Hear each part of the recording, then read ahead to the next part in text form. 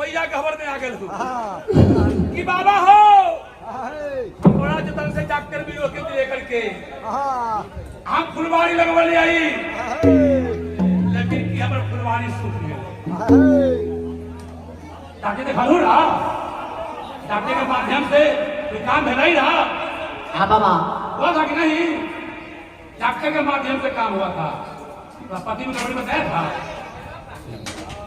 अगर मालिक के दरबार में कोख बदलना होगा अच्छा खराब हो गया तुम्हारा कोख बदलवाना होगा कोख बदला जाएगा जरूर संतान लेकिन कोख नहीं बताएगा संसार नहीं चलने वाला। इसलिए हम देंगे फल लग जाएगा फिर फल खराब हो जाएगा। इसलिए कोख बदल देगा तो जाके राके साइया ना सके ना कोई ये जब बैठी कल को ले लो अन्ना एतबार अच्छा नहा धो करके खा लेना 9 एतबार व्रत करना है खा लेना और कोख बदलवा लेना।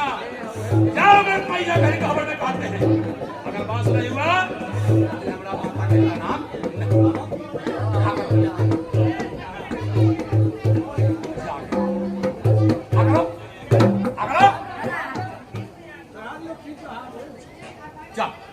जाओ